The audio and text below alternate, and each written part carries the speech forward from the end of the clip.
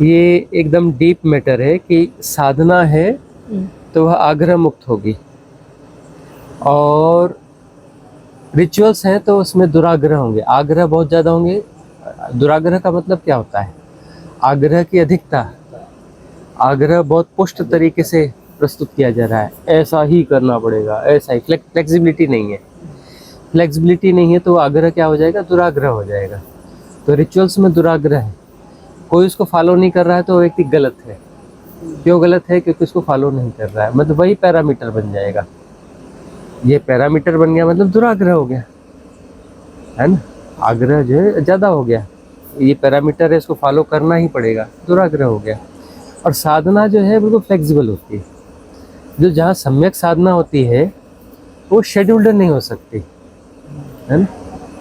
अब वो जो है, ऐसे बहुत सारे लोग हैं जो सुबह 3 बजे उठ के साधना करते हैं, बहुत बढ़िया साधना करते हैं।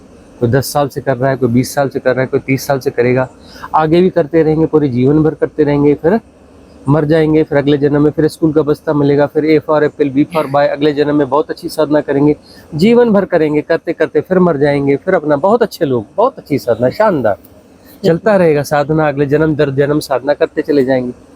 और जो है बहुत सारे ऐसे ऋषि मुनि हुए जो किसी शेड्यूल को मानते ही नहीं थे, कोई मतलब ही नहीं, अपने हिसाब से अपनी मौज में जो चल रहा है सो चल रहा है, अगले जन्म का कोई मैटर ही नहीं। वो किसी टाइम हिप्नोटिज्म का शिकार ही नहीं है, शिकार ही नहीं है। और वो अपना काहे का जन्म, तो जन्म में बुढ़ापे में साधना फलित होगी, समाधि काहे के लिए बुढ़ापे में होगी, काहे के लिए 10 साल बाद होगी, काहे के लिए 5 साल बाद होगी। बस उनकी समाधि यहीं कट गई, अभी और यहीं, क्योंकि सब हियर एंड नाउ ही होता है। भविष्य में तो कोई मुक्ति है नहीं, मुक्ति हियर एंड नाउ है। और रिचुअल्स जो है वो अपना आग्रह है कि भविष्य में इससे कुछ ऐसा होगा, कुछ पाने के लिए कामना से भरे हुए। साधना आनंद है, आनंद मतलब जो हियर एंड नाउ है वो आनंद है, जो हियर एंड नाउ नहीं है वो आनंद नहीं है, वह रिचुअल है। वह रिचुअल जो है फ्यूचर ओरिएंटेड होता है। रिचुअल जो है फ्यूचर ओरिएंटेड रहता है, मतलब समय को जन्म देता है, समय जन्मता है उससे। और साधना जो है समय से बाहर होने की घटना है, सारी प्रक्रिया साधना की जो है समय से बाहर होने की, बियॉन्ड टाइम एंड स्पेस। और जो है रिचुअल्स जो है टाइम एंड स्पेस को क्रिएट करते हैं, तो साधना के विरुद्ध हुए। बहुत गौर से देखोगे तो रिचुअल्स जो है साधना के विरुद्ध हैं, है ना। रिचुअल्स जो है उसमें सहजता हो सकती है, तो सहजता होती है तो वहाँ पर दुराग्रह नहीं होगा, ऐसा ही होना चाहिए नहीं होगा। तब हो सकता है कि कोई एक सहज भाव दशा में कोई एक फूल ले जाके भेंट कर दे, है ना, और वहाँ पर उसका भाव सघन है, तो वहाँ कोई गुणा भाग नहीं है कि ज़्यादा है या कम है ना। और वो भेंट जहाँ कर रहा है जिस प्रतिमा को, उसका वहाँ कोई आग्रह नहीं है, मतलब वह जो प्रतिमा नहीं है वह वही है, वही है, दूसरा नहीं है, दूसरा नहीं है। तब जो है बात बनेगी।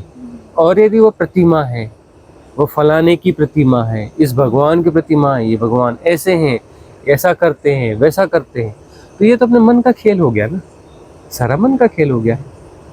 वहाँ पर जो है वो प्रतिमा के पास जा रहा है तो वह प्रतिमा नहीं है, उसका कोई नाम भी नहीं है, वो उसका कोई धर्म भी नहीं है, उसके कोई कुछ गुण अवगुण भी नहीं है ना, उसके कोई नियम और कुछ चीज़ें है ही नहीं, कुछ नहीं है। फूल चढ़ाते इसलिए नहीं चढ़ाया गया, उसका भाव का प्रगाढ़ता हुई तो कई फूल उसने चढ़ा दिया, हो सकता है न भी चढ़ाए, और ज़्यादा गहरा होगा तो शायद फूल भी न चढ़ाए। हमारे जैसा बंदा फूल तोड़ ही नहीं सकता, चढ़ाएगा कहाँ से? तोड़ ही नहीं सकता फूल, तो चढ़ाएगा कहाँ से?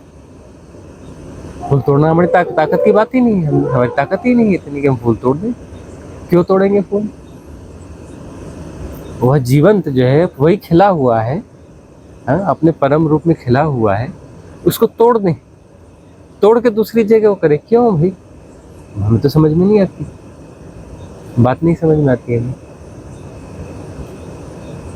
और जाके वहाँ झुकना है, झुकने का तो एक रिचुअल की तरह झुका जाएगा, और एक है जो झुका हुआ है, झुका हुआ है तो वह उसका शरीर झुक भी सकता है और नहीं भी झुक सकता है, गुणा भाग में नहीं आएगा, हो सकता है ना झुके, है ना। और जो है एक है जो वहाँ कोई प्रोसेस चल रहा है, इस प्रोसेस में शामिल ना भी हो, आरती पूजा ये वो किसी में शायद शामिल ना भी हो, उसको शामिल होने की जरूरत नहीं है क्योंकि वो जुड़ा हुआ है। हो सकता है कि वह शरीर से न झुके लेकिन वह झुका हुआ है, और वैसा भी हो सकता है कोई शरीर से झुक रहा है और झुका हुआ है ही नहीं, वह तो अड़ा हुआ है, खड़ा हुआ है, उसमें अहम खड़ा हुआ है। अहम तो खड़ी हुई चीज है, अहम कोई झुकी हुई चीज नहीं है। तो अहम मुक्त है तो वह झुका हुआ है, फिर भले उसका शरीर झुके या ना झुके, है ना। और ऐसा नहीं है कि झुकने वाला व्यक्ति गलत होता है, वह सवाल नहीं है। झुकना एक विधि हो सकती है, वह विधि है, झुकना शरीर का झुकना एक विधि है ना। क्योंकि जब कोई अहंकार खड़ा होता है तो व्यक्ति में अकड़ आ जाती है, अकड़ उसकी बॉडी में आती है, क्योंकि वो शरीर से ज्यादा जुड़ा हुआ है, शरीर के हिप्नोटिज्म से जुड़ा हुआ है। मैं शरीर हूँ, शरीर को जी रहा है, शरीर को जी रहा है तो उसका वह जो शरीर उसका अकड़ेगा, है ना। अकड़ बोलते हैं ना, बड़ी अकड़ है इसमें, है ना, क्योंकि वो अपने आप को शरीर मान रहा है और अपने आप को ज़्यादा बेहतर मान रहा है, ज़्यादा सक्षम मान रहा है, और जो है तो वह झुकता है तो उसकी अकड़ कहीं ना कहीं जाती है, कुछ ना कुछ रिड्यूस होगी, ख़त्म नहीं होती, रिड्यूस होती है।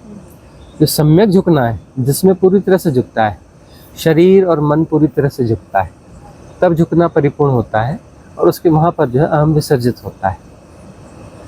परिपूर्ण विसर्जन से अहम विसर्जित होगा ना, उसे ही तो समर्पण कहते हैं ना, जहाँ पर फिर मन भी पूरी तरह से झुक जाए, अर्थात मन झुक जाए का अर्थ अमनी दशा। मन के झुकने का अर्थ ये नहीं कि मन कोई मैट्रिक्स कर रहा है कि हाँ मैं झुक गया, वो होगा ही नहीं। झुकने का अर्थ है कि मन नहीं होगा, अमनी दशा। अमनी दशा जो है वो झुकना है, वास्तविक झुकना क्या है, अमनी दशा। और कुछ ऐसा है कि वह एक आसन की तरह झुकना, उस झुकते समय जो है मन वहाँ काम करना बंद करता है ना। ठीक से झुकते हैं तो एकदम से जो है ब्लड सर्कुलेशन अलग तरीके से होता है, और मस्तिष्क में ज़्यादा ब्लड एकदम से चला जाता है, एकदम से चला जाता है, तो वहाँ पर जो हैकिंग्स हैं वो हैकिंग्स डिस्ट्रॉय हो जाती है। बहुत सारे विचार और वो जो पैटर्न्स वहाँ एक्टिवेट होते हैं, उसकी हैकिंग डिस्ट्रॉय हो जाती है। तो झुकने में वह एक तरीका है। और उसमें जो है एक और बात है कि हम जो है उसके साथ में हॉरिजेंटल हो जाते हैं ना, क्या सम हो जाते हैं धरती के साथ में, मतलब धरती के गुरुत्वाकर्षण के विरोध में नहीं जाते, हमें विरोध में खड़ा होना पड़ता है, तभी हम सरवाइव कर पाते हैं। शरीर को जी रहे हैं तो धरती के गुरुत्वाकर्षण के विरोध में जाना पड़ता है, और जब हमें एनर्जी चाहिए, मतलब जब हमें फूड है उसे डाइजेस्ट करना है और बाकी सारी चीज़ें अनुकूल होनी है, तो हमें सोना पड़ता है। सोना मतलब शरीर के साथ, मतलब शरीर और धरती जो है उसको उसके गुरुत्वाकर्षण शक्ति के अनुकूल हो जाए, मतलब हमारी जो एनर्जी है और धरती की जो एनर्जी है वो समता में आ जाए, है ना, उसमें कुछ समायोजन हो जाए, विरोध में न जाए, तब उस पर आराम होता है, तब विश्राम होता है। विश्राम तो तभी होगा ना जब हम धरती की ऊर्जाओं के खिलाफ नहीं जाएंगे, तो विश्राम होगा। धरती की ऊर्जाओं के खिलाफ जाएंगे तब वहाँ पर जो है ये एक किस्म की एक्सरसाइज है। ये एक्सरसाइज का मतलब है उठना, चलना, फिरना, खाना पीना, सब एक्सरसाइज है। एक्चुअली सब कुछ एक्सरसाइज है, एवरीथिंग इज एक्सरसाइज। मतलब हम जो है उसके खिलाफ जा रहे हैं। किसके खिलाफ जा रहे हैं? धरती की शक्ति के खिलाफ जा रहे हैं। खिलाफ जाकर ही तो सेपरेशन काम करता है ना।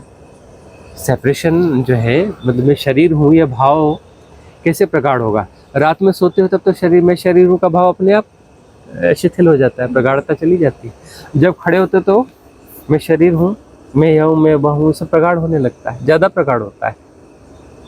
सोने पे नहीं होता, क्योंकि हम किसी तल पे समर्पित हुए हैं, धरती के साथ एक है, मतलब उस ऊर्जा के साथ हम समायोजित हो रहे थे। समायोजित कब होते हैं?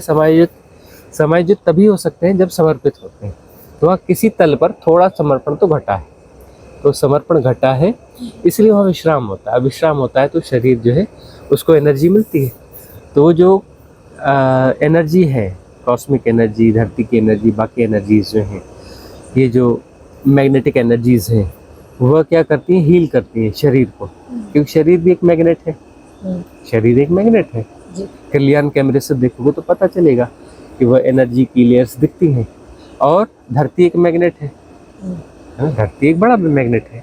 छोटे मैग्नेट को टांग दो धागे से, तो एक बड़ा मैग्नेट जो धरती का है उसको नॉर्थ साउथ पोल के हिसाब से सेट कर देगा, अपोजिट पोल में। क्यों करेगा? कि बड़ा मैग्नेट छोटे मैग्नेट को अपने अनुकूल करता है। इसलिए बोलते हैं वास्तु में, है ना, कि दक्षिण की ओर पैर करके नहीं सोना, है ना, और अपना जो है पूरब की ओर पैर करके नहीं सोना, पश्चिम की ओर करके सोना या उत्तर या उसके मध्य में। उत्तर करके सो तो सबसे अच्छा है।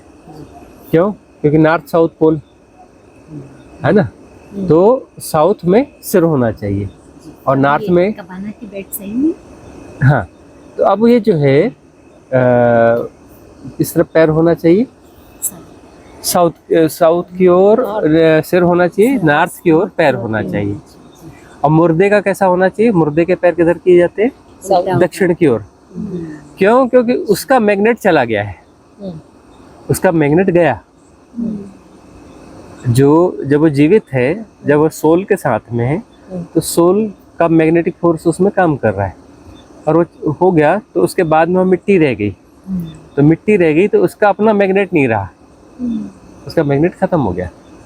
अब जो है वो सिंबॉलिक रूप से उसको रखा जाएगा कैसे? कि दक्षिण की ओर पैर करके रखो, क्योंकि अब यह जीवित नहीं है, ये संकेत देने के लिए। अब ये जो है इसका कुछ अपना मैग्नेट नहीं है, ठीक है, और अपना मैग्नेट है, अपनी उसमें सोल है, जीवंतता है, जीवन है उसमें, शरीर में। तो उसको जो कहा जाएगा कि तुम उत्तर की ओर पैर करके सो, ताकि तुम्हें जो है हील किया जा सके, हील किया जा सके। बड़ा मैग्नेट जो है तुमको हील कर सके, है? तो रिचुअल्स के पीछे जाओगे तो विज्ञान मिलेंगे। तो विज्ञान है, लेकिन विज्ञान खो गया है और जो है दुराग्रह रह गया है। तो दुराग्रह रह गया है, तो भी वह रिचुअल कुछ ना कुछ फायदा करेगा यदि विज्ञान सम्मत है तो। लेकिन रिचुअल परिवर्तित हो जाते हैं। रिचुअल जो शुरू हुए थे वैसे नहीं रहते। आज जो रिचुअल्स हैं, जो भी पूजा साधना के नाम पे चल रहे हैं, जो शुरू में दिए गए थे उससे जरूरत से ज़्यादा वेरिएटेड है, वैसे बिल्कुल नहीं है। 1-8%, 2% मिलते हो तो मिलते हो, 98% जो है अगेंस्ट है उसके, है ना। तो कितने जो है साधु हैं, कितने मुनि हैं, कितने भिक्षु हैं, कितने ही है, धरती भरी पड़ी है इनसे, लेकिन उनसे उनके जीवन में खुशबू नहीं है। रिचुअल्स बहुत तगड़े हैं, जबरदस्त हैं, बिल्कुल प्रभावित करने वाले हैं, खतरनाक हैं, है ना। और जाकर देखो वो अपना कृष्ण को, शिव को, महावीर को, बुद्ध को, वो बिल्कुल सरल है, वो किसी रिचुअल को फॉलो ही नहीं करते, उनको रिचुअल का पता ही नहीं है, वो किसी रिचुअल को स्टेबल ही नहीं करना चाहते। उनके अपने जीने की सहजता है, उस सहजता को देख करके रिचुअल्स बनाए गए, है ना। और रिचुअल्स जो है बिल्कुल मिलते जुलते थे, थोड़े काम करते थे। बाद में जो है वो रिचुअल्स अपडेटेड होते चले गए दुनिया के हिसाब से, उनके हिसाब से नहीं, उनके अगेंस्ट। अब रिचुअल्स बहुत बड़े हो गए, रिचुअल्स जो है सिंबल हो गए, रिचुअल्स जो है ऐसे हो गए कि इस रिचुअल को जो मानता है वो महान है, और वह जो है वेरिएटेड है। राइट रिचुअल है ही नहीं, बहुत ज़्यादा वेरिएटेड है। इसलिए जो है इतने साधु हैं, इतने मुनि हैं, इतने भिक्षु हैं, इतने सब कुछ हैं, जीवन में सुगंध नहीं है, कहीं जीवन में सुगंध नहीं दिखती। उनकी वाणियाँ हैं, वो बोलते हैं, उनकी वाणियों में वो क्वालिटी, वो गहराई नहीं आती, वो बात नहीं आती, है ना। शास्त्रों के दोहराव हैं, उनके भीतर से वेद शास्त्र नहीं निकलते, वो किसी शास्त्रों के दोहराव हैं। मतलब एक टीका करते हैं ना, व्याख्या करते हैं, ऐसी व्याख्याएं मात्र हैं। उन व्याख्याओं का कोई बहुत मूल्य नहीं है। समझदार आदमी होगा तो ग्रंथ को खुद ही पढ़ लेगा, उसकी व्याख्या की क्या जरूरत है, वो व्याख्या खुद ही उसके भीतर आ जाएगी। लेकिन वह भी कितना काम करेगी? लिमिट तक ही काम करेगी। साधना चाहिए, रिचुअल नहीं चाहिए। जीवन में साधना चाहिए। रिचुअल जो है मैट्रिक्स है, रिचुअल जो है मददगार थोड़े अंश तक होगा, लेकिन मैट्रिक्स भी क्रिएट करेगा। तो फायदा जो है 100 रुपए का करेगा, 1 लाख रुपए का नुकसान की गारंटी। 100 रुपए का फायदा, बिल्कुल 100 रुपए का फायदा होगा, और 1 लाख रुपए के नुकसान की गारंटी। ये बिजनेस करना है तो कर लो, है? ये फायदे का है कि घाटे का है, सोच लो। उदाहरण है, उदाहरण परिपूर्ण नहीं होते हैं, लेकिन जो है रिचुअल्स के मैट्रिक्स को जो है जो समझ ले, समझे, तब वो रिचुअल से बाहर आता है। नहीं तो रिचुअल्स एक गजब की चीज़ है उलझाने के लिए। स्कूल का बस्ता उसकी गारंटी दे देता है रिचुअल। रिचुअल्स को पकड़ोगे तो स्कूल के बस्ते की गारंटी है, अगला तैयार हो रहा है, फिर लेके पैदा होगे, A for apple B for boy करने के लिए, फिर से आ जाओगे। बहुत बहुत सजग होने की जरूरत है। रिचुअल्स बहुत खतरनाक मैट्रिक्स होते हैं, क्योंकि उनका विज्ञान पता नहीं है, उनका विज्ञान खो गया है। और विज्ञान पता होगा तो पता चलेगा कि यह जो 1% भी मैच नहीं करता, 99% तो ये बाद में अपना जो है अपडेटेड हुआ। जैसे बहुत सारे शास्त्र और ग्रंथ हैं प्योर फॉर्म में है ही नहीं, उपनिषदों में बहुत हेर फेर हो गया है, वह उनकी वाणी नहीं है। बाद के जो पंडित हैं, हर धर्म के अपने अपने पंडित होते हैं, वो जो है उसको अपने ठीक कर लेते हैं। बुद्ध पुरुषों की वाणियों में ठीक ठाक करते, बोले नहीं वो ऐसा नहीं, ऐसा अच्छा लग रहा है, थोड़ा अपने हिसाब से उसको ठीक करेंगे, थोड़ा सुंदर बनाने की कोशिश करेंगे और मार डालेंगे उस देशना को, है ना। हो सकता है कि व्याकरण के हिसाब से बड़ा सुंदर कर देंगे, है ना, और बड़ा उसका गठन ठीक कर देंगे, लेकिन वो मर गया, वो चीज मर गई। बुद्ध की रावाणी भी जो है, बुद्ध पुरुषों की रामवाणी भी है, जो संतों की राव बिल्कुल ऐसी रामवाणी भी जो है वह बड़े काम की है, वह शुद्ध अमृत है, वह शुद्ध अमृत है। और जो पंडितों को द्वारा सजा धजा के प्रस्तुत जो किया गया है वह जो है डीप मैट्रिक्स है। मतलब एक व्यक्ति है जो सहज सरल है, सहज सरल है, वो कोई साधना नहीं करता है, लेकिन उसकी मुक्ति के चांसेस ज्यादा है ना। और ऐसे डीप मैट्रिक्स में फंसे व्यक्ति के मुक्ति के चांसेस कम है ना। एक चरवाहा था, और वो चरवाहा जो है अपने हिसाब से अपना चराता था, जो भी भेड़ बकरियां थी, और जो है अपने ढंग का उसका जीवन था ठेठ। बहुत पुराने जमाने की बात है, मूसा के जमाने की बात है, मोजेस। तो मोजेस जो है वो अपना जा रहे थे, यहूदियों के प्रमुख हुए ना, मोजेस जा रहे थे। उन्होंने देखा कि वो चरवाहा है, लेकिन वो कुछ बोल रहा है, थोड़ा गौर से सुना, तो उसने कहा, हे परमात्मा, अरे तू कहाँ है, मेरे को बुला लेना। अरे मैं बहुत अच्छी है, तेरे जुएं साफ कर दूंगा, मैं बहुत अच्छे से देखता हूँ, तेरे बालों की जुएं हुए साफ कर दूंगा, हैं, तेरे कपड़े वपड़े भी धो दूंगा, तू बुला लेना मुझे। कब बुला रहा है? इस तरीके से उसकी चल रहा था। और उसने सुना, बोली ये क्या ढंग है, कैसी प्रार्थना है, परमात्मा से ऐसे बात की जाती है, कैसा बेवकूफ है, कैसा गधा है। गए उसे डांटा डपटा, खूब जोर से डांटा डपटा, तुझे पता नहीं क्या ढंग है परमात्मा से प्रार्थना करने का। वो घबराया, हाथ जोड़ा कि नहीं, मुझे तो कुछ नहीं पता, मैं आज तक कभी गया ही नहीं, मैं किसी संत को नहीं जानता, ये संत क्या होते हैं, ये मंदिर क्या होते हैं, वो क्या होते हैं, सिनेगॉग क्या होते हैं, ऐसा कुछ तो था ही नहीं उस समय, तो मुझे तो कुछ पता ही नहीं। तो उन्होंने कहा, ठहर मैं तुझे सिखाता हूँ। तो बड़ी कृपा, सिखा दो मुझे। हाँ, क्योंकि मैं तो परमात्मा को बोलते रहता हूँ, अभी तक उसने कोई संकेत नहीं दिया कि उसका जवाब तो मिला नहीं है, सिखा दो, शायद वो जवाब दे दे। तो जो है उन्होंने सिखाया, देख ऐसे ऐसे ढंग होता है, ये है, सारे सिस्टम समझाए, ये ऐसा है, रट, है ना। थोड़ा सा बोले, नहीं ऐसा नहीं, गलत बोल रहा है, फिर से ठीक से रट, याद कर, क्योंकि ऐसा ही बोलना है, शब्दों में हेर फेर नहीं होना चाहिए। अब वो तो अपना रोज कभी कुछ बोलता था, कभी कुछ बोलता था, कभी बोले रे मैं बड़ा अच्छा पैर दबाता हूँ, तेरे पैरों की मालिश कर दूंगा, पैर दबा दूंगा, मुझे कब बुला रहा है। कभी कुछ बोलता था, कभी कुछ बोलता था। हाँ? उसकी प्रार्थना तो कोई अपना थी नहीं, उसकी कोई शब्दावली नहीं थी, कोई रंग ढंग ही नहीं था, पूरा बेढब था। अब उन्होंने बताया थी ऐसा बेढब नहीं चलेगा, ये है, एक शब्द भी आगे पीछे नहीं होना चाहिए, ऐसे ही दोहराना, रोज जितने बार दोहराना है इन्हीं शब्दों को दोहराना, इसी तरीके से दोहराना, ऐसे बैठ के दोहराना, इस तरीके से करना पड़ेगा। इससे गलत करेगा तो तुझे श्राप लगेगा, तुझे ऐसा होगा, तुझे वैसा होगा। आई बात समझ में? उसने हाथ जोड़े, हो ठीक महाराज, बड़ी कृपा करी। और वो चले, मोजेस चले, और कहते हैं आकाशवाणी हुई, थोड़ी दूर गए, और उस परमात्मा ने, खुदा ने बात की, क्योंकि उसको बात करना जरूरी हो गया, वैसे बात नहीं करता, लेकिन कुछ बड़ी घटना घट गई तो बात करना जरूरी हो गया, इसलिए आकाशवाणी हो गई। कुछ बड़ी दुर्घटना हो गई तो उसको बीच में टांग फंसानी पड़ेगी, परमात्मा कहीं टांग फंसाता नहीं, है ना। कोई आकाशवाणी करता नहीं, लेकिन इतनी बड़ी घटना घट गई कि उसको टांग फंसानी पड़ी, उसे आकाशवाणी करनी पड़ी। उसने आकाशवाणी करी, मोजेस ठहर जा, तूने ये क्या किया? इस धरती के मेरे सबसे प्रिय पात्र के साथ तूने छेड़छाड़ कर दी। सबसे प्रिय पात्र है मुझे इस धरती का, मुझे कोई प्रिय है सबसे ज्यादा तो वही प्रिय है, और तूने उसे करप्ट करके आ रहा है, उसे भ्रष्ट करके आ रहा है। मैं तो सिर्फ एक ही आदमी की प्रार्थना सुनता हूँ इस धरती में, और उसकी बाकी किसी की प्रार्थना तो मैं सुनता ही नहीं। और मैं तो इंतजार करता हूँ कि कब वो अपनी प्रार्थना बोलेगा और मैं उसे सुनूंगा। और मुझे किसी की प्रार्थना में, इस धरती में रस ही नहीं किसी की प्रार्थना में। मुझे इसे अकेले वही बंदा है जिसकी प्रार्थना में मुझे रस है, और तूने उसे करप्ट कर दिया। तूने उसे उल्टा सीधा जाने क्या क्या सिखा के आ गया। तू जा और जो है उसको समझा के आ कि तू अपने पुराने ढंग से जी, और मेरी सारी चीजों को भूल जा जो बताया।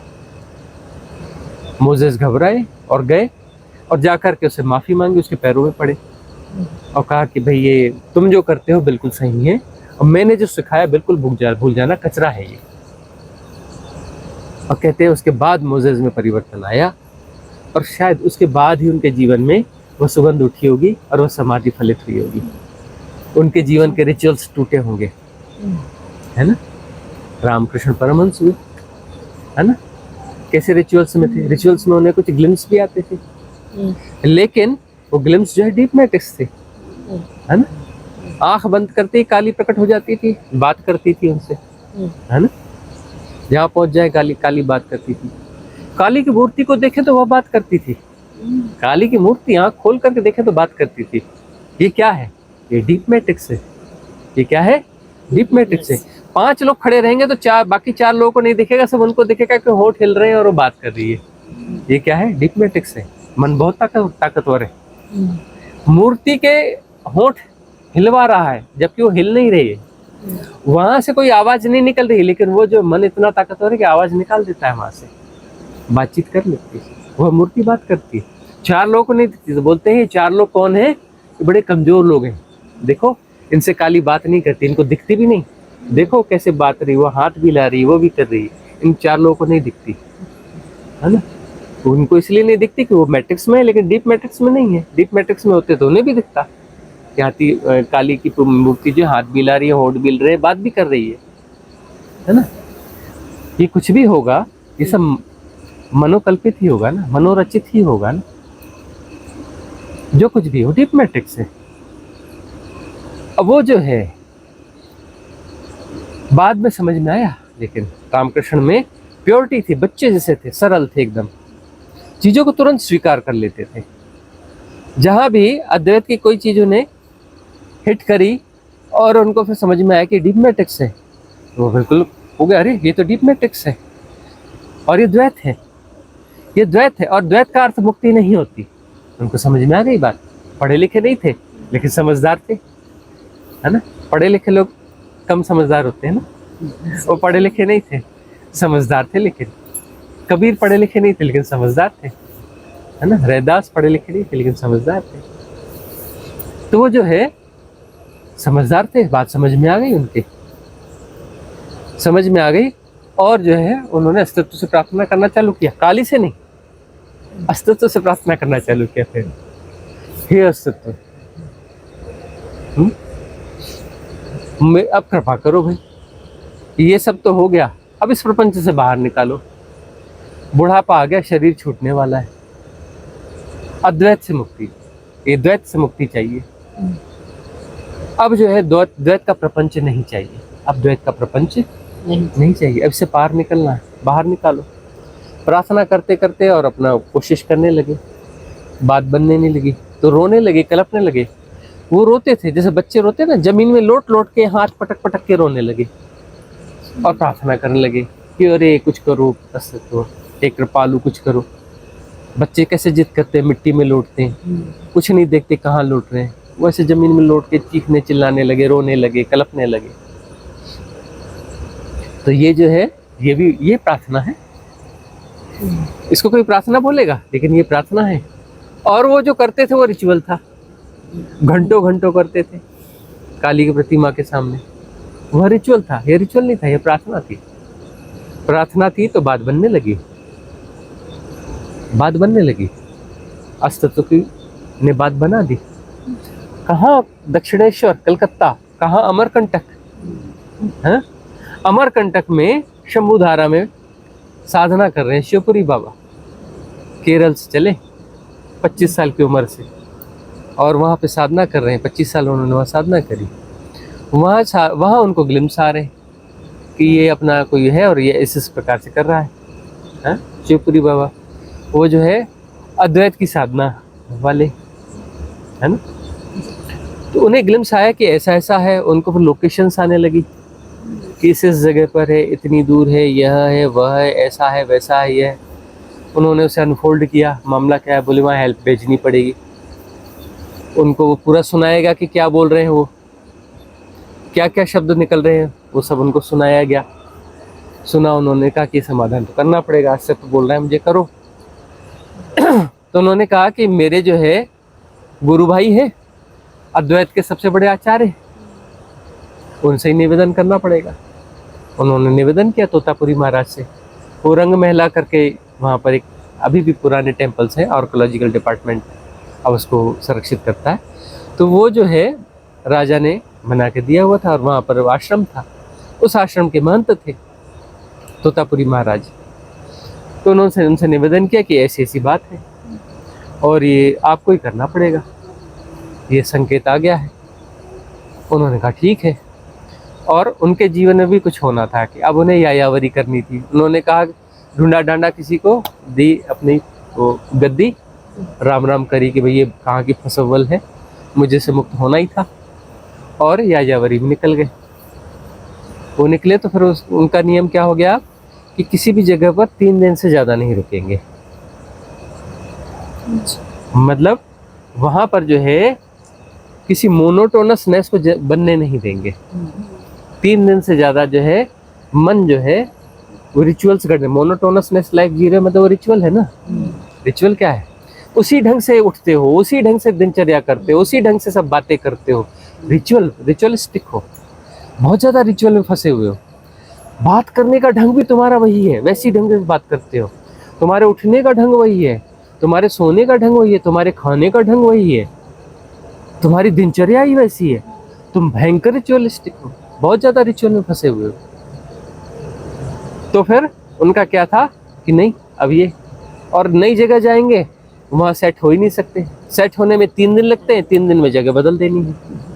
लोगों से मिलोगे, परिचय 3 दिन बाद प्रगाढ़ होने लगता है, 3 दिन बाद तुम अलग हो जाओगे, परिचय खत्म हो जाएगा वहाँ पर। उस तरीके से निकले वो निकले। और वहाँ जब पहुँचने लगे तो अब वो तो पूरे देश में हल्ला हो गया कि तोतापुरी महाराज ने तो पदवी छोड़ दी अपनी और इस तरीके से निकल गए हैं, ऐसे हो गया।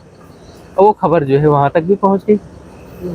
ये खबर तो आग की तरफ फैली, क्योंकि वो तो बहुत ऐसे संत थे कि उनसे लोग मिलना चाहते थे, उनके बारे में खूब सुना हुआ था, और उनके जीवन में यह परिवर्तन और ये सारा कुछ तो पूरे सब जगह, क्योंकि सब लोगों को अब इंतजार हुआ कि हो सकता है ये अब भ्रमण में निकले तो शायद हमारे इलाके में आ जाए, शायद दर्शन का सौभाग्य मिल जाए, शायद संग साथ मिल जाए। 3 दिन रहेंगे तो 3 दिन तो हमें मिलेंगे, 3 दिन तो उनका संग साथ मिलेगा। तो आग की तरह खबर फैली पूरी सब जगह, लोग प्रतीक्षा करने लगे।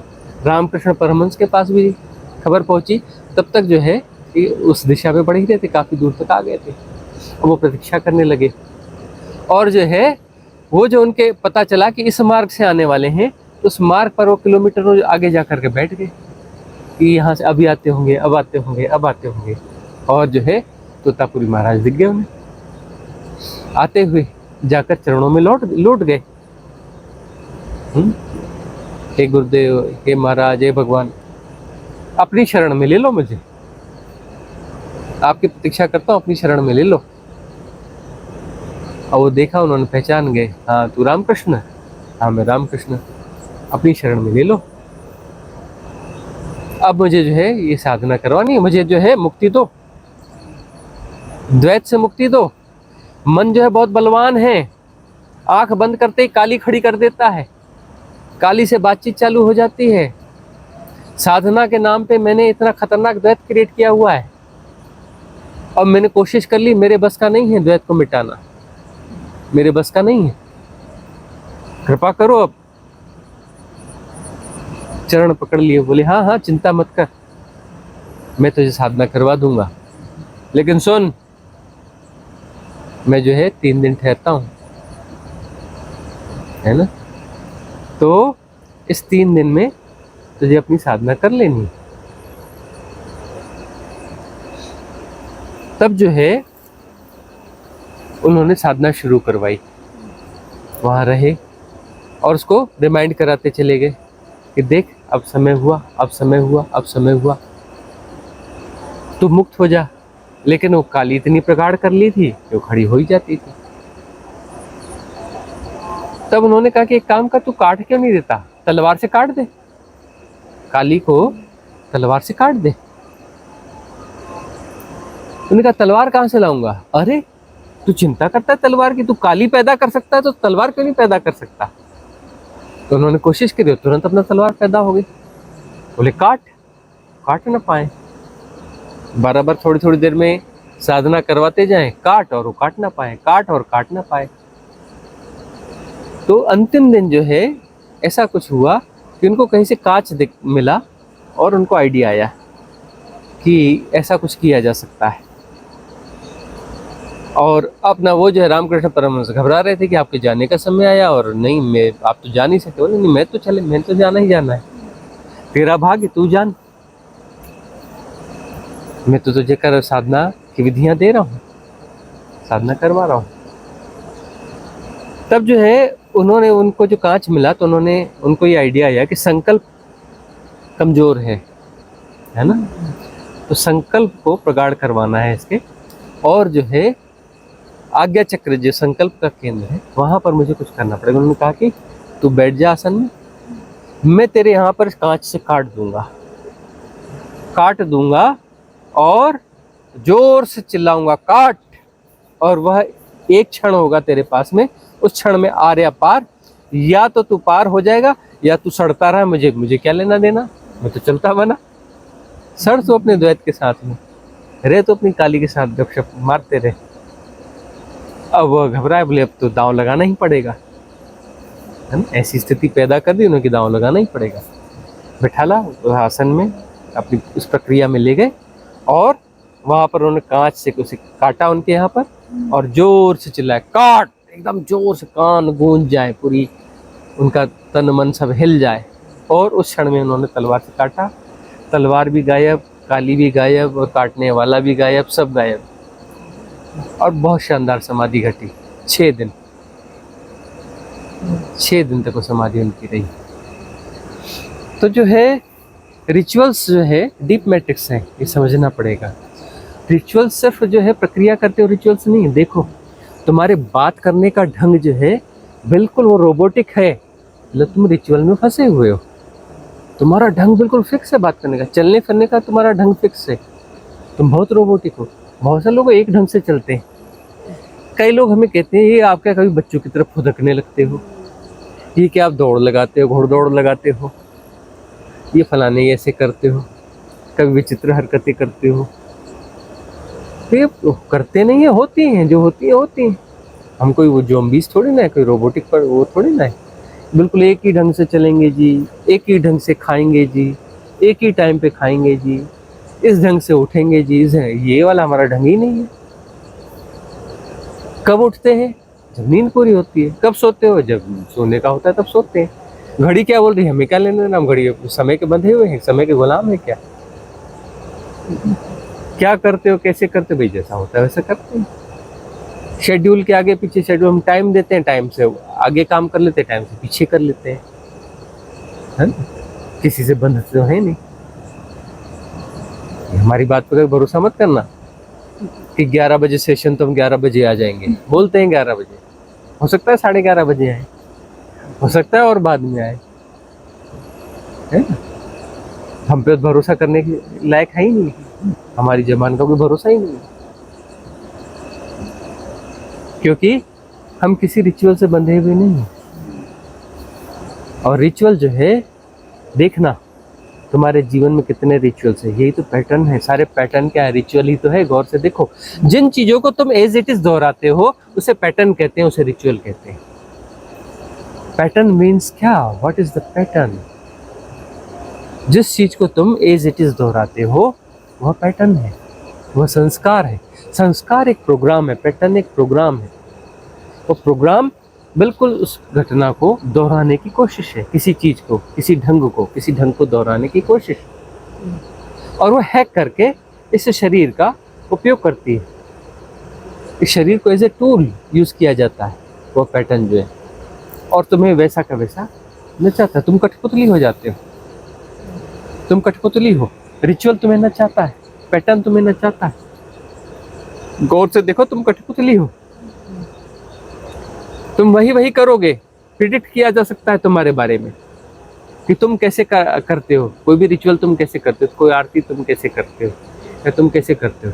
तुम्हारी वीडियो बनाई जा सकती है 100 बार की, और तुम्हें दिखाया जा सकता है 100 वीडियो चला करके, बिल्कुल तुम वैसे ही करते हो। थोड़ा बहुत चेंज होगा तो होगा, नहीं तो तुम वही करते हो, सेम बिल्कुल ऐसी चीजें, वही चीजें करते हो, वही चीजें दोहराते हो। तुम एक रोबोटिक हो, ज़ॉम्बीज हो, चीजों को दोहराते हो। तुम कठपुतली की तरह नाचते हो। तुम्हारा भाग्य है, तुम भाग्यवान हो, तुम्हारा भाग्य लिखा हुआ है कि तुम ऐसे करोगे, वैसे करोगे, वैसे करोगे, है ना। तुम्हारे बारे में प्रेडिक्ट किया जा सकता है। क्यों? कि तुम रिचुअल्स को मानने वाले व्यक्ति हो। बुद्ध, महावीर, कृष्ण, कबीर के भाग्य को नहीं बताया जा सकता, क्योंकि वो अगले क्षण क्या करेंगे कोई प्रिडिक्ट नहीं कर सकता। तुम कहोगे कृष्ण से कि आपने तो ऐसा कहा था, फिर अब ये क्या कर रहे हो? बोले किसने कहा था वो जाने भाई, मैंने तो कुछ नहीं कहा। वो तो चला गया, पता नहीं कहाँ गया वो जिसने कहा था, ढूंढो उसे। मैं वो नहीं, मैं तो अभी जो हूँ सो हूँ। आज का मेरा नियम ये, अभी का नियम मेरा ये है। उस समय का नियम क्या था उससे जाके पूछो भाई। जाओ तुम भूतकाल में जाओ। कौन सा भूतकाल होता है? हमारे पास न भूत है न भविष्य। रिचुअल्स के बाहर ये सारे कायदे कानून भी जो है ना, अंततः रिचुअल्स को पुष्ट करते हैं। जरूरी है व्यवहारिक सत्य में, लेकिन दुराग्रह नहीं बनने चाहिए, याद रखना। यदि दुराग्रह बन गए तो तुम्हारे भीतर जो है दुराग्रह डीप मैट्रिक्स बन जाएगा, खा जाएगा तुम्हें कठपुतली बना देगा।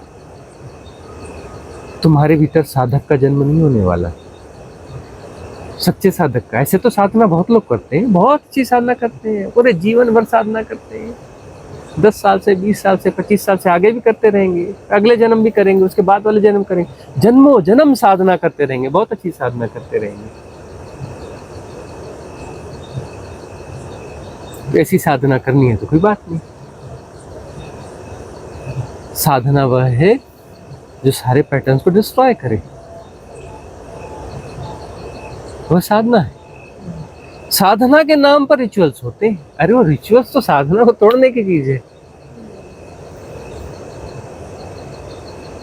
तुम जो है साधना के नाम पर रिचुअल कर रहे हो, चीजों को दोहरा रहे हो। लोग पूछते हैं कि टाइमिंग बता दो, किस टाइम पे ये ध्यान करना। रही मगर जब तुम्हारी अनुकूलता होगी तो साधना में बैठ जाना, घड़ी वड़ी देखने की जरूरत नहीं है। क्यों घड़ी देखते हो? बोले कई बार हमको रात में, तो बहुत अच्छा समय होता है रात का, रात में साधना में बैठो। बोले रात में 12 बजे के बाद बोलते हैं नहीं करना चाहिए। अरे मैं कहा नहीं करना चाहिए तो तुम्हारे गुरु हो गए, उन्हीं के पास चले जाओ, हमारे पास क्यों आते हो? तुम जिससे प्रभावित हो कहते हैं कि वो ऐसा वैसा, तो तुम उनके चरण गहो, उनके चरणों में पढ़ो और उनको अपना गुरु बना लो। बोले मेरे पड़ोस के अंकल ऐसा बता रहे थे, तो उन्हीं के चरण गहो, उन्हीं को अपना गुरु बना लो, पड़ोस के अंकल।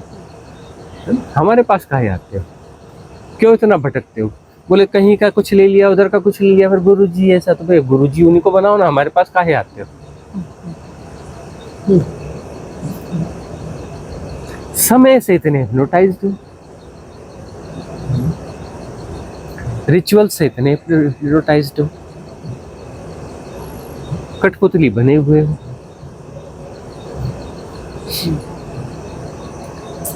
तोड़फोड़ है साधना, साधना तोड़फोड़ है। सारी चीजें टूट फूट जानी चाहिए, बचना कुछ नहीं चाहिए। डिवाइन डार्कनेस, कुछ नहीं बचेगा। क्या बचेगा? अंधकार। क्यों बचेगा? क्योंकि वो बचा नहीं है, वो है ही, सदा से है। डिवाइन डार्कनेस सदा से है, असीम, अनंत, निर्गुण, निराकार, निर्वाती अनंतता, इनफाइनाइट वैक्यूमनेस, शिव तत्व सदा से। शिव नहीं कह रहे, शिव तत्व कह रहे हैं, सदा से। वो कभी पैदा हुई नहीं,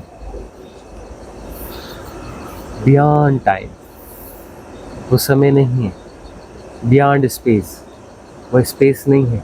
तुम जो देखते हो, जो पूछ रही थी आप दोपहर में, तुम जो देखते हो आकाश जो है तुम्हारा मनोकृत आकाश है ना? है वह जो भी तुम देखते हो उसमें सर्वश्रेष्ठ है आकाश। जो भी तुम देखते हो उसमें वो सर्वश्रेष्ठ है, लेकिन तब भी वो मनोकृत है। वह जो अनंतता है बिल्कुल अलग चीज है। तुम जिसे देखते हो वहां तो डुअलिटी है ना, तुम हो और आकाश हो। तो वह कैसे हो सकता है? जो परम सत्य है वह कैसे हो सकता है? जिस आकाश को तुम देख रहे हो सापेक्षता में देख रहे हो, तुम चांद तारों की सापेक्षता में देख रहे हो, पौधों वृक्षों की सापेक्षता में देख रहे हो, और जो कुछ भी सृष्टि में खेल चल रहा है, ये खेल आकाश तत्व को उभारने के लिए है। आकाश तत्व को उभारने के लिए तुम्हें तुम्हारी दृष्टि के विकास के लिए आकाश तत्व जो है तुम्हारी दृष्टि में विकास देता है। तुम्हारे दृष्टिकोण जो है विकसित होकर दृष्टि में बदलते हैं। कोण विसर्जित होते हैं और दृष्टि बचती है। दृष्टि बचती है, अंततः जो है दृष्टि भी विदा हो जानी चाहिए, क्योंकि दृष्टि भी क्या है, द्वंदात्मक ही है अंततः। तो दृष्टि भी विसर्जित होनी चाहिए। वहां पर कोई देखने वाला नहीं होगा, कुछ देखा जाने वाला नहीं होगा, और ना उनके बीच की काफी संबंध होगा, कोई दृष्टि का संबंध भी नहीं होगा। तो वही होगा तत्वमसी, है ना? एक ही होगा, अद्वैत, निर्गुण, निराकार, beyond time and space. Beyond time and space, क्योंकि ये जो स्पेस तुम जानते हो ये तुम्हारा मनोकृत स्पेस है। अंतराकाश में डुबकी लेते हो डिवाइन डार्कनेस में, उसके बाद में अंतराकाश और बाह्य आकाश सब एक हो जाता है, तब यह वाला रिलेटिव बाह्य आकाश नहीं होता, वो वास्तविक बाह्य आकाश होता है। क्योंकि अंतराकाश और बाह्य आकाश ऐसे किसी द्वैत और द्वंद्व को तुम नहीं जी रहे होगे, तब आकाश मात्र होता है, और उस आकाश मात्र का नाम आकाश नहीं होता है। उस डिवाइन डार्कनेस का नाम डिवाइन डार्कनेस नहीं होता है। उस शिव तत्व का नाम शिव तत्व नहीं होता है, उसका वो नाम है ही नहीं। उसे जिया जाता है, उसे इंगित नहीं किया जा सकता, उसे जिया जाता है। जिया जाता है तो जीने वाला है और उसे जिया जा रहा है, ऐसा नहीं होता। उसे जीने का ढंग यही है कि तुम नहीं होते हो और वही होता है, तुम नहीं होते हो और वही होता है, और यही जिया जाना है, वही महाजीवन है। तुम जी रहे हो तो तुम फिर जो है किसी अंश को जी रहे होगे, और तुम फिर से पैदा होगे, कहीं ना कहीं पैदा होगे। इस डायमेंशन में नहीं होगे तो अपर डायमेंशन में पैदा होगे। तुम सेपरेशन को लेकर ही पैदा होगे। तो पैदा हो गया तो मतलब तुम सेपरेशन में हो, अनंत हुए नहीं, अनंत हुए नहीं ना। हो सकता है थोड़ा विकास हो गया तो इस डायमेंशन में, ऊपर के डायमेंशन में पैदा होगे, वहां जाके फंसोगे, वहां के मैट्रिक्स को जियोगे, है ना? ज्यादा वैविध्यपूर्ण मैट्रिक्स को जियोगे।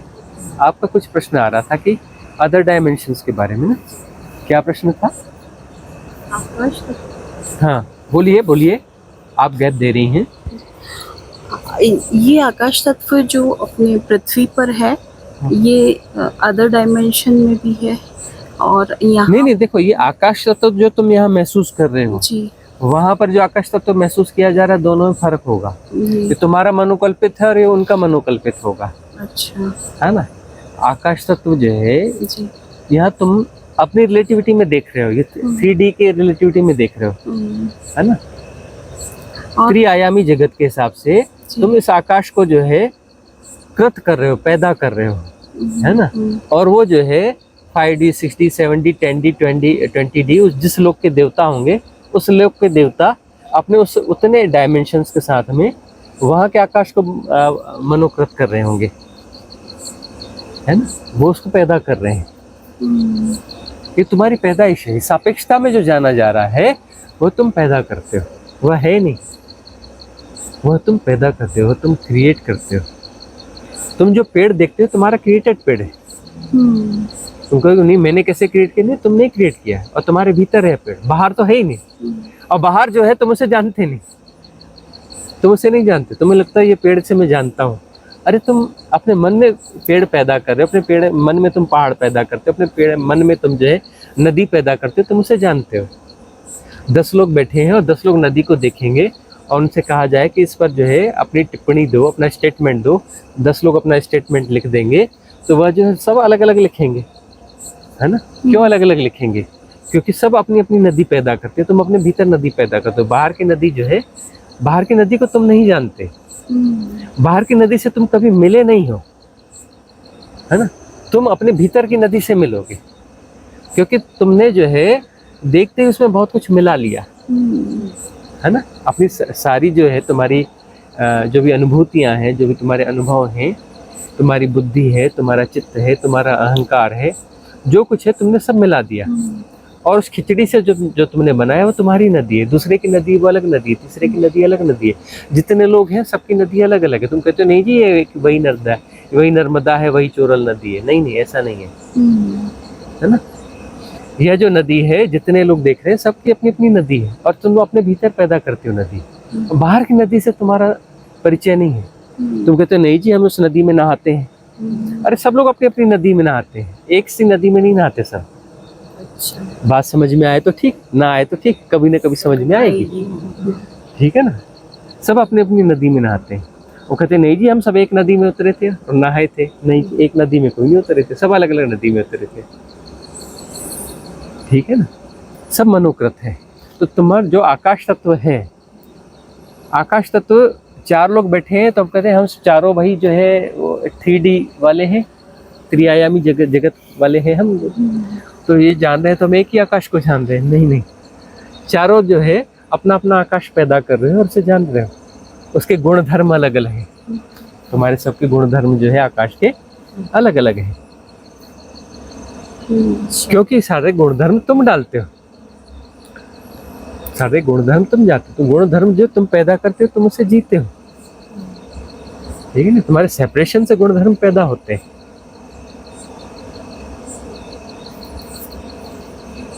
और इस प्रकार से जो उच्च लोक है, उच्च लोक के देवता हैं, उनके अपने हिप्नोटिज्म है, उनके अपने हिप्नोटिज्म है जो उच्च लोक के देवता है। तो वो जो है वो जिस आकाश तत्व को जानते हैं वो अलग आकाश तत्व को जानते हैं। हाँ, उनकी चेतना का उन्नयन हो चुका है, तो उनके मैट्रिक्स जो है इतने उथले मैट्रिक्स न होंगे, थोड़े ज्यादा डीप हो गए होंगे, लेकिन वहां भी डीप मैट्रिक्स है, वो ज्यादा डीप मैट्रिक्स को जीते हैं, है ना। मतलब बाद में तो एक ऐसी स्थिति आती है कि मैट्रिक्स जैसा लगता ही नहीं, उसे पहचाना ही नहीं जा सकता कितने भी इंटेलिजेंस से, इतना इतना थिन बचता है। और उसके पार होना है बड़ा मुश्किल काम है, कितना मुश्किल काम है कि वो मैट्रिक्स जो है मैट्रिक्स जैसा भासता ही नहीं, कोई ऐसे लक्षण ही नहीं है कि ये मैट्रिक्स है। और वो जो मैट्रिक्स है वो इतना डीप मैट्रिक्स है। डीप मैट्रिक्स का अर्थ होता है कि उसको मैट्रिक्स की तरह भासता ही नहीं। अभी तो तुम जो है मास हिप्नोटिज्म को जीते हो, तो मास हिप्नोटिज्म में को जीते हो तो तुम्हें जो है मैट्रिक्स का पता ही नहीं चलता, है ना। अब तुम्हें पता ही नहीं कि ये जो धन है ये मास हिप्नोटिज्म है। धन जैसी कोई चीज होती नहीं है, लेकिन मास हिप्नोटिज्म है, यूटिलिटेरियन फैक्ट है, एक्चुअल फैक्ट नहीं है। ये जो है धन जो है यूटिलिटेरियन फैक्ट है, व्यवहारिक सत्य है, वास्तविक सत्य तो नहीं है ना। लेकिन तुम मास हिप्नोटिज्म को जीते हो, तुम उसमें उसको अस्वीकार कर ही नहीं पाओगे। तुमको नहीं कि धन होता है, मतलब तुम्हारे लिए वह व्यवहारिक सत्य नहीं है, तुम्हारे लिए वास्तविक सत्य है धन। तो तुम मैट्रिक्स जी रहे हो, है ना। और तुम कहो नहीं नहीं मुझे बात समझ में आ गई, नहीं जी, तुम्हारे समझने से क्या होता है, तुम्हारे पास बहुत बड़ा सबकॉन्शियस माइंड है, उसे नहीं समझ में आया, है ना, उसे समझ में नहीं आया यार। तुम कहते मुझे समझ में आ गया ना, इतनी आसान बात नहीं है। तुम्हारे सबकॉन्शियस माइंड को बिल्कुल समझ में नहीं आया, तुम कुछ भी कर लो, तुम जियोगे उसी हिप्नोटिज्म में। तुम्हारे लिए वह व्यवहारिक सत्य नहीं है, तुम्हारे लिए जो है वह वास्तविक सत्य, पारमार्थिक सत्य की तरह हो गया है। धन का हिप्नोटिज्म या दूसरी चीजों का हिप्नोटिज्म पारमार्थिक सत्य की तरह हो गया है। तो ये इतने उथले मैट्रिक्स हैं। तो डीप मैट्रिक्स तो बिल्कुल अलग बात है। अब कोई साधना में है, हाँ जी इतने साल से साधु है, इतने साल से मुनि है, इतने साल से भिक्षु है, इतने साल से फलाना है, इतने साल से ढिकाना है, और ऐसा है, ये नियम है, इतने बजे उठता है, इतने बजे खाता है, इतने बजे सोता है, इतना इतने कठिन तप, इतने उपवास, इतने फलाने, इतने ढिकाने, इतने वो। बहुत खतरनाक मैट्रिक्स में होगा ये बंदा। तो इसके तो हजारों स्कूल के बस्ते अभी से ही फिक्स है। अगला स्कूल का बस्ता नहीं, हजारों बस्ते तैयार हो चुके हैं, है ना। उतने बस्ते इसको मिलेंगे, अगले जन्म में मिलेगा, फिर अगले जन्म में मिलेगा, फिर अगले जन्म में मिलेगा। हजारों बस्ते उसके फिक्स हो गए, है ना। ऐसे फिक्स है कि अगले जन्म में वो ही करेगा। वो तो इतने इतने डीप मैट्रिक्स हैं, उसकी छाप इतनी गहरी है, इतना इम्प्रिंट गहरा है, वो उसे ही जिएगा ना। अब जो है कि कोई किसी रिचुअल को रोज निभा रहा है, 10 साल से निभा रहा है, तो 10 साल से निभा रहा है मतलब कितना हो गया, हाँ कितने हो गए 10 साल, 3665 बार उसने कर लिया ना। कितने बार कर लिया क्या 3650। हाँ 3650 बार उसने कर लिया ना।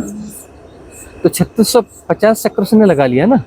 अब ज्यादा इम्प्रिंट है तो उसने 1000 चक्कर लगा लिया, तो क्या है वो, तुम दिन के चक्कर देख रहे हो, 10 जन्म के चक्कर है, तो तुम्हारे लिए छोटा बड़ा है, जन्म बड़ा है जी, दिन छोटा है जी, तुम रिलेटिविटी को जी रहे हो। अरे इम्प्रिंट इतना गहरा है कि वो उतने जन्म उसको हो ही जाएंगे। अपने जन्म अपना भाग्य उसने तय कर लिया ना, डीप मैट्रिक्स को अपना पुख्ता करके, है ना। होगा उसका दुनिया में नाम होगा, बड़ा होगा, दुनिया में लाखों लोग उसके चरणों में पड़ते होंगे, पैर पूछते होंगे, ये करते होंगे, बहुत अच्छी बात है। लेकिन 1000 जन्म तो 1000 बस्ते तो उसके पक्के हैं, है ना। और जो है बाद में हो सकता है अगले जन्म में, इस जन्म की उसकी मूर्ति बनेगी, बड़ी मंदिर बनेगा, और अगले जन्म में वो अपना स्कूल का बस्ता उठाएगा और आकर के वहां पैर छुएगा, किसके, उसी के जो पिछले जन्म में वो था, है ना। और वो रिचुअल में शामिल होगा वहां पर, किसके, पिछले जन्म की खुद की मूर्ति के, उसमें पिछले जन्म में वही था, और उसको पता भी नहीं होगा कि मैं वही था, है ना। डीप मैट्रिक्स है, बड़ी खतरनाक बातें हिला देती, जो वास्तविक देशना है, धर्म की देशना है वास्तविक, हिला देती है, बहुत खतरनाक बात है। तुम्हारे सारे ढांचे जो है तोड़ देती है, हिल जाओगे। 3 दिन का जो आपने बताया कि 3 दिन एक जगह रहकर बदल देते हैं जगह, तो जैन साधु ऐसा ही करते हैं। वो तो देखो रिचुअल्स की तरह हो गया ना। अब वो रिचुअल की तरह हो गया कि ऐसे अब जो है बहुत सारे लोग करते हैं, बहुत सारे उसमें किया जाता है। उस समय ये था ना, नाथों में भी रहा होगा, तो अब वो नाथ परंपरा है जैन धर्म, है ना। आदिनाथ से शुरू हुई, शिव थे ना सबसे पुराने आदिनाथ, जो है भगवान शिव, भगवान शिव से परंपरा शुरू हुई ना। नाथ, सारे नाथ वहीं से निकले हैं ना, आदिनाथ से, भगवान शिव से निकले हैं ना। एक भगवान कृष्ण के मौसेरे भाई थे, मौसेरे ममेरे भाई थे ना, ये नेमिनाथ और कृष्ण, है ना। नाथ परंपरा है ना, ये नाथों की परंपरा है। इधर फिर एक शाखा इधर गोरखनाथ की निकल गई, कहीं और निकल गई। नाथों की परंपरा, आदिनाथ मतलब सबसे पुरानी परंपरा तो आदिनाथ की है ना। वृषभदेव भी कहा जाता है इन्हें, उल्लेख है ना। हाँ, नंदी के सवारी करने वाले, वृषभ यानी नंदी, नंदी की सवारी करने वाले वृषभदेव, वृषभदेव। उनको शिव भी बोलते हैं, उनको आदिनाथ भी बोलते हैं, उनके 1000 नाम है। आदिवासी लोग उनको जो है बड़ा देव कहते हैं। जो ऋषभदेव भगवान है, आदिनाथ भगवान है, वही शिव, वही शिव हैं। और ये ट्राइब थे, आदिवासी थे, आदिवासी थे, तिब्बतीन आदिवासी थे, ट्राइबल थे ये। ऐसे भी लोगों को चोट पड़ी, अच्छा वो ट्राइबल थे, अच्छा उच्च जाति के नहीं थे, आदिवासी थे। एक्चुअली वो क्षत्रिय तो थे सभी पहले। अब वो जो है आदिवासी एक अपना कबीला था, उस कबीले के वो सरदार थे, छोटा सा कबीला था, उसके वो सरदार थे, लेकिन आदिवासी थे वो। बाद में जो शिफ्ट हो गए थे वो कहाँ पर, अपने यहाँ पर उत्तराखंड में। फिर जो उन्होंने पूरे इधर काफ़ी मूवमेंट्स किए और काफ़ी लंबा उनका जीवन रहा, शरीर में काफ़ी समय तक रहे। अब भौतिक शरीर को फिर त्यागना होता है, इस सृष्टि का नियम, कृष्ण हो चाहे महावीर हो चाहे बुद्ध हो, चाहे कोई भी हो, भौतिक शरीर को त्यागना होता है। अब वो चीजें अपना स्वीकार नहीं हो पाएंगी, नहीं ऐसा नहीं, नहीं वैसा नहीं, किंतु नहीं परंतु नहीं, ठीक है ना, स्वीकार, उसमें क्या दिक्कत है। और उनके नाम से जो है फिर अनंतता को शिव तत्व हम भी कहते हैं, बाकी लोग भी कहते होंगे, लेकिन हम तो कहते हैं क्योंकि उन्होंने हमारे पास जो ज्ञात इतिहास है, सबसे पहले हिंट उन्होंने किया है ना परम तत्व के बारे में, और बहुत अच्छे तरीके से हिंट किया, और सबसे ज्यादा साधना की विधियां भी उन्होंने ही दी, भगवान शिव ने आदिनाथ ने 112 तंत्र की विधियां दी। तंत्र उन्हीं के उससे आया है ना, तो 112 विधियां तंत्र की दी उन्होंने। आपका कोई प्रश्न है? प्रणाम स्वामी जी, मुझे ये पूछना था कि क्या हम ऐसा समझ सकते हैं कि हर व्यक्ति का अपना ब्रह्मांड होता है? नहीं, हर व्यक्ति का पूरा सृजन ही ब्रह्मांड का अर्थ ही होता है। तुम कुछ भी यदि सृजित कर रहे हो अपने भीतर, तो तुम ब्रह्म हो गए। जो सृजन करता है वो ब्रह्म है। तो मन भी तो मन क्या है? मन एक सृजन करता है, तो वो अपना कुछ क्रिएट कर रहा है, तो वो ब्रह्म हो ही गया ना। अब भले वो इल्यूजन का वर्ल्ड क्रिएट करे, वो एक वर्ल्ड ही तो क्रिएट कर रहा है ना, एक वर्ल्ड ही तो क्रिएट कर रहा है ना। तो वह जो है अपना ब्रह्मांड जो क्रिएट करते हो, अपना ब्रह्मांड तुम्हारा ब्रह्मांड है, लेकिन वह जो है ससीम है, ससीम है, असीम नहीं है, निस्सीम नहीं है, ससीम है, उसमें परिधियां हैं। और वैसे तो ये जो ब्रह्मांड है, इस ब्रह्मांड अपने यूनिवर्स की भी तो परिधियां है ना। यूनिवर्स जो है प्रतिक्षण पैदा होते हैं, प्रतिक्षण नष्ट होते हैं, कितने? 100, 200, 500, 1000 अनंत पैदा होते हैं, अनंत में अनंत पैदा होते हैं, प्रतिक्षण अनंत पैदा होते हैं, प्रतिक्षण अनंत जो है नष्ट हो जाते हैं, कृष्ण विवर में समा जाते हैं, ब्लैक होल्स में जो है समाहित हो जाते हैं प्रतिक्षण, और प्रतिक्षण अनंत पैदा होते हैं। जैसे जिस ब्रह्मांड के तुम सदस्य हो, ये ब्रह्मांड है, अभी अभी पैदा हुआ है शैशवावस्था में। तुम्हारी धरती जिस सौरमंडल में है, सौरमंडल जिस गैलेक्सी में है, गैलेक्सी जिस यूनिवर्स में, जिस ब्रह्मांड में की सदस्य है ये, तो ये ब्रह्मांड तो अभी अभी पैदा हुआ है ना। क्या मुश्किल से कितने 1600 करोड़ साल हुए ना, अभी तो पैदा ही हुआ है शैशवावस्था में, है ना। 1600 करोड़ साल मतलब ये तुम्हारी इकाई है, एक तुम्हारा हिप्नोटिज्म है ना साल का। तुम्हारे इस हिप्नोटिज्म से नापेंगे तो 16,000 करोड़ साल पहले लगभग जन्मा है तुम्हारा हिप्नोटिज्म ना। तुम्हारा बनाया हुआ साल है ना, परमात्मा का बनाया हुआ साल है, अस्तित्व का बनाया हुआ साल है, तुम्हारा बनाया हुआ साल है ना। तुम धूप छांव के हिप्नोटिज्म से हो ना। वो अपना एक छोटा सा तारा है, बिल्कुल जरा सा, जो मिल्की वे में बड़ी मुश्किल से दिखता है, जिसको तुम सूरज कहते हो। एक छोटा सा, बड़ा छोटा सा तारा है, उसमें कहीं एक छोटा सा कोई कण जैसा कुछ है कहीं दूर पे, जिसको तुम धरती कहते हो। हा? वो अक्षीय गति करती है और कक्षीय गति करती है, 24 घंटा और 365 दिन, है ना। तो वहां पर जो वो छोटे से तारे की थोड़ी चीज, छोटा मोटा प्रकाश पड़ता है, धूप छांव का खेल चलता है। उस धूप छांव के खेल को तुम जो है ना, दिन रात बनाते हो, 24 घंटे बनाते हो, मिनट सेकंड बनाते हो, फिर 365 दिन का तुम साल बनाते हो। तुम्हारा हिप्नोटिज्म है। इसकी वैल्यू थोड़ा अगले ग्रह में जाओ तो वैल्यू ही नहीं है, वहाँ के दिन रात अलग है। तुम चले जाओ अभी अपना बृहस्पति और शनि, हाँ, तुम्हारे साल जो है उसके उनके दिन हैं। ये तो छोटे मोटा तारा है तुम्हारा सूरज। बड़े तारों के ग्रहों में जाओ, हाँ, तुम्हारे हजारों साल के तो उनके एक एक दिन होंगे। और तुम दूसरे डायमेंशन में चले जाओ, तुम्हारे करोड़ों करोड़ों जो अरबों साल जो है उनका एक दिन नहीं होता, है ना। ये तुम्हारे अपने हिप्नोटिज्म है, तो तुम अपने हिप्नोटिज्म को जी रहे हो। तुम्हारा कृत जो ये समय है और तुम उसमें फंसे हुए हो।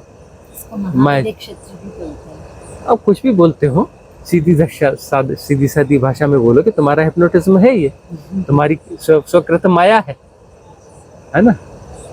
टाइम का हिप्नोटिज्म तुम्हारा स्वकृत है। और कुछ पूछ रही है? हाँ स्वामी जी, एक प्रश्न और है कि ये जो ब्लैक होल है, ये यही शिव तत्व है क्या? क्योंकि सारे ब्रह्मांड ये शिव तत्व है नहीं, ये एक द्वार है। अच्छा। द्वार है शिव तत्व का, मतलब वहां पर सब कुछ डिसअपियर हो जाता है।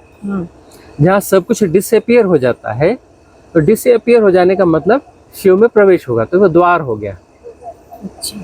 शिव तत्व का द्वार हो गया। और डिसअपियर होने के बाद वहाँ पर सब कुछ जाना जा रहा है, एवरीथिंग इज नोइंग, है ना, एफर्टलेस नोइंग, है ना, सब कुछ हो रहा है और उसमें जानना समाहित है। Effortless knowing of all kind of happenings, उसमें सब कुछ जाना जा रहा है। अलग से कोई जानने वाला नहीं है, कोई भी जानने वाला नहीं है, जानना स्वभावगत है। कौन जान रहा है? जानने वाला कोई है ही नहीं, और जानना हो रहा है। बात समझ में नहीं आएगी, अभी नहीं आएगी, लेकिन कभी ना कभी आ जाएगी, कभी ना कभी तो आ ही जाएगी। कि जानने वाला कोई है नहीं और जानना उसका स्वभाव है, और सब कुछ जाना जा रहा है। क्यों सब कुछ जाना जा रहा है? एक साथ, साइमल्टेनियसली, क्योंकि सब कुछ एक साथ है, अलग अलग कुछ है ही नहीं। अलग अलग एक हिप्नोटिज्म है ना, अलग अलग चीजें नहीं बन रही है, सब एक साथ हो रहा है, सब एक साथ हो रहा है। पूरी सृष्टि एक साथ हो रही है, अलग अलग नहीं हो रही है ना। नदी अलग बह रही है, पहाड़ अलग है, नहीं, है ना, सब एक साथ हो रहा है। नदी भी हो रही है, पहाड़ भी हो रहा है, धरती भी हो रही है, मनुष्य भी हो रहा है, चींटी भी हो रही, सूरज भी हो रहे, तारे भी हो रहे हैं, ब्रह्मांड हो रहे हैं, ये कायनात हो रही है, ये 3 डायमेंशनल कायनात हो रही है, अदर डायमेंशन जो है वह भी हो रहे हैं, सब कुछ एक साथ हो रहा है। Everything is happening. और सृष्टा ने सृष्टि कभी बनाई नहीं, 6 दिन सृष्टि बनाई, हाँ, और 7वें दिन आराम किया, फिर ऑफिस खोल करके दुनिया चला रहा है। बोलता है इसको सजा दो, इसको ये करो, इसको नर्क भेजो, इसको स्वर्ग भेजो, है, ऑफिस खोल के बैठा है। किसने बनाया? एल&टी ने बनाया ऑफिस? किसने बनाया? बनाया तो किसी ने बनाया होगा, एल&टी के अलावा कौन बना सकता है? टाटा की स्टील लगा होगा फिर उसके ऑफिस में, हाँ, इतनी बड़ी दुनिया चलाने की माइक्रोसॉफ्ट का सॉफ्टवेयर यूज करता होगा पक्का, है ना। तो वो उसी वही जो सप्लाई करने जाते हैं, उसी में किसी ट्रक में चढ़ के या उनके वाहन में चढ़ के पहुंच जाते हैं, गर्दन पकड़ लेते हैं परमात्मा की, खींच खांच के ले आते हैं। कहाँ छुपा था रे, चल बैठ हमारे साथ, हिसाब किताब कर, हाँ। तो अपने हिप्नोटिज्म को हमें देखना है कि कैसे कैसे हम गढ़ते हैं। इस समय का हिप्नोटिज्म जो है हमारा स्वकृत हिप्नोटिज्म है, और ये जो स्पेस है ये हमारा स्वकृत हिप्नोटिज्म है। स्वकृत, है ना, अपना जो सेपरेशन है, सेपरेशन के द्वारा सब कुछ है। बहुत सारे हिप्नोटिज्म, इन सारे हिप्नोटिज्म से बाहर आना होगा। अपने बनाए हिप्नोटिज्म है, इसको स्वयं विसर्जित करना पड़ेगा। जैसे हम इसे विसर्जित करेंगे, विसर्जित करेंगे, विसर्जित करेंगे, साधना की विधियां विसर्जित करेंगे, करेंगे करेंगे करेंगे, डिवाइन डार्कनेस, ब्लैक होल, गिर रहे हैं हम, गिर रहे हैं, गिर रहे हैं, बोलते हैं ना कितने साधक, हम गिर रहे हैं, गड्ढे में गिर रहे हैं, गिर रहे हैं, अंधकार पूर्ण खाई में गिरे जा रहे हैं, गिरे जा रहे हैं, गिरे जा रहे हैं। डर के मारे हमने आँख खोल ली और बाहर आ गए। हम उन्हें डांटते हैं, बेवकूफ, क्या किया, क्यों वापस आया, क्यों नहीं मरा? अरे मर जाता वहां, क्यों वापस आ गया, क्यों आंखें खोल दी? ब्लैक होल, समा जाओ उसमें, खो जाओ, मर्ज हो जाओ। मर्जी तो होना है ना, समाहित तो होना है ना, तुम बचो ही नहीं, गिरते गिरते घुल जाओ उसमें, समा जाओ। तो ब्लैक होल जो है ये एक्चुअली द्वार है, और फिर उसमें समाहित हो जाना है। सृष्टा ने कभी सृष्टि बनाई नहीं, सृष्टा स्वयं सृष्टि हो रहा है, उसका कोई दफ्तर नहीं है, दफ्तर खोल के दुनिया चला रहा है और ये नियम बना रहा है। कोई ना कोई तो है ना कहीं, जीते रहो हिप्नोटिज्म को, कोई ना कोई तो है ना, ढूंढते रहो, फिर बनाओ कोई बड़ा सा प्लेन, वो कहीं ना कहीं तो रहता है, उसको जाके पकड़ो, है? अरे हम तो रास्ता दे रहे, कहाँ इधर पड़े, एल&टी और टाटा वालों से मिलो, वो जो गाड़ी जाती है और सप्लाई मेंटेनेंस नहीं लगता होगा, पेंट तो पुतवाता होगा ना अपने महल में, पेंट कंपनी से पकड़ो, कभी वो जाता होगा तो अपना उसमें उस गाड़ी में छुप के पहुंच जाओ उसके पास में, है?